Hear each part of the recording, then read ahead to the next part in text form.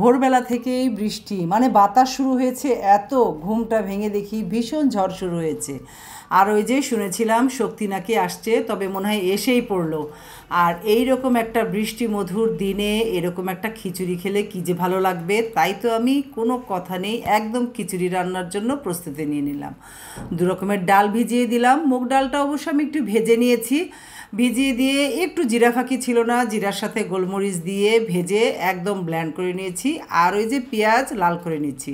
সাথে এই যে মাংসের জন্য আমি গরম মশলাও নিয়ে নিলাম, পেঁয়াজে দিয়ে দিয়েছি, একদম সুন্দর করে ভেজে নিব। আর এই পেঁয়াজের সাথে গরম মশলাটা ভেজে নিলে ঘ্রাণটা খুবই সুন্দর বের হয়। দিয়ে দিলাম আদা রসুন, আর একটু ভেজে নিলাম। ভেজেই এখন দিয়ে দিব হলুদের গুঁড়া, 2 চামচ হলুদের গুঁড়া দিয়েছি, 2 চামচ মরিচের গুঁড়া দিয়েছি, এখানে 4 চামচ দিয়েছিলাম মরিচের গুঁড়া, কারণ মাংস আমার প্রায় 2.5 থেকে 3 কেজির মতো মাংস ছিল।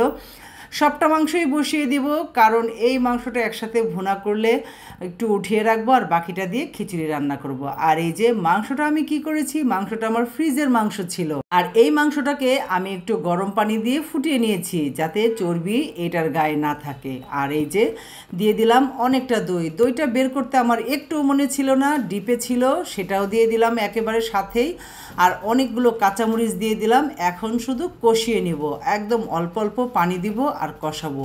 এই মাংসটা একদম কষানোতেই সিদ্ধ হয়ে যাবে, যাতে একেবারেই সিদ্ধ হয়ে যায়। অল্প ঢিমি আঁচ দিয়ে আমি ঢেকে রেখেছি। এভাবে প্রায় 40 থেকে 1 ঘন্টা আমার লেগেছে এই মাংসটা সিদ্ধ করতে। আর এই যে দেখেন কালারটা কীরকম হয়েছে, একদম কিন্তু কষিয়ে নিয়েছি। কষিয়ে একটু গরম পানি দিলাম, যখনই গরম পানিটা দিয়েছি একদম ছেন করে উঠেছে, কারণ একদম ভাজা ভাজা হয়েছিল। সুন্দর করে মাংসটা কষিয়ে নিয়ে এই যে পানি দিয়ে একদম রেখে দিলাম আরও 15 থেকে 20। আর আমি এদিকে চাল রেডি করে নিই, ওই যে ডাল ভিজিয়ে রেখেছিলাম, চালও দিয়ে দিলাম। চাল দিয়ে সুন্দর করে এখন চালটা ধুয়ে নেব। সুন্দর করে চাল ডাল একসাথে ধুতে ধুতে আর এদিক দিয়ে আমার মাংস রেডি হয়ে যাবে। আসলে এই যে মাংস সাথেই আমি চালটা দিয়ে দিলাম, একবারে ভুনে নিব। এই মাংসর সাথে আমার মাংস সিদ্ধ হয়ে গেছে, প্রায় 12 আনি হয়ে গেছে। এখন বাকিটা এই চালের সাথে হয়ে যাবে। চাল ডালের সাথে একসাথে আরও অনেকক্ষণ আমি এটাকে ভুনে নিয়েছি। যত ভুনবো ততই বেশি মজা হবে, তাই না আপুরা? আর এই যে এখানে অনেকগুলো কাঁচামরিচ দিলাম আমি, কাঁচামরিচের ঝালটা বেশি ভালো লাগবে। আমি কিন্তু অনেক ঝাল করে রান্না করি, কারণ ঝাল খেতেই আমার বাসায় বেশি পছন্দ করে, বিশেষ করে আমার ছেলেমেয়েরাও ঝাল খেতেই পছন্দ করে। আর এই যে গরম পানি দিয়ে দিলাম, ঠান্ডা পানি দিলে তো ভালো লাগবে না, গরম পানি দিলাম। আর এই যে আলু বোখারা দিতেও চালের সাথে মনে ছিল না, পরে দিয়ে দিলাম আলু বোখারা দিয়ে। আর এই যে দেখেন কীরকম হয়েছে, একদম আরও 10 থেকে 15 মিনিট আমি ঢেকে দিলাম। ঢেকে দেওয়ার পরে একদম সুন্দর করে আবার ঢাকনাটা উঠিয়ে দেখব কেমন হয়েছে। আর এই যে পানিটা অনেকটাই একদম শুকিয়ে গেছে। আর এভাবে এই যে চালটাও হয়ে আসছে। আরও 10 থেকে 15 মিনিট সময় লাগবে, উপর নিচ করে দিলাম নিচে যাতে না লেগে যায়, এর জন্যই নেড়ে চেড়ে দিলাম। আরও 10 থেকে 15 মিনিটের জন্য এখন ঢেকে দিব। বাস এই যে 15 মিনিট পর চলে এসেছি। আর দিয়ে দিলাম ঘি। আমি কিন্তু তেল একদম খুবই সামান্য দিয়েছিলাম, যেহেতু আমি শেষে একটু ঘি দিব, এর জন্যই তেলটা খুবই কম দিয়েছিলাম। আর এই যে খিচুড়ি রান্না কিন্তু আমার একদমই কমপ্লিট। একদম নেড়ে চেড়ে দেখেন তো কেমন হয়েছে, একদম ধোয়া ওঠা খিচুড়ি।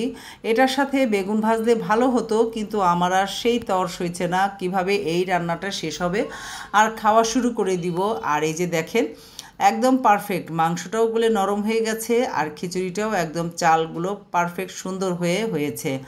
আর এটা খেতে কি যে মজা হয়েছিল, আমি রান্না করেছি বলে বলছি না, কিন্তু আমার ছেলে খেয়েও অনেক প্রশংসা করেছে, বলেছে আম্মু অনেক মজা হয়েছে। আর এই খিচুড়িটা এইরকম একটা গরম বর্ষার দিনে খেতে যে কত মজার। আমি আর আমার ছেলের জন্য দুজনে একসাথে বেড়ে নিলাম, দুজনে একসাথে এখন খাবো। কেমন হয়েছে অবশ্যই কমেন্টে বলবেন যে আমার রান্না কেমন হয়েছে। আর খেতে তো অনেক দুর্দান্ত হয়েছিল। এত গরম আমি তো খাবারটাই খেতে পারছিলাম না। আর এই যে আমি সিলিন্ডার গ্যাসে রান্না করেছি, আমার চুলা থেকে কালি উঠছে, আমার হাত ভরে গিয়েছিল, আমি তো খেয়ালই করিনি। খেতে এসে দেখি এই অবস্থা। যাক, হাতটা আবার ধুয়ে নিলাম, ধুয়ে পরে আবার চলে এসেছি।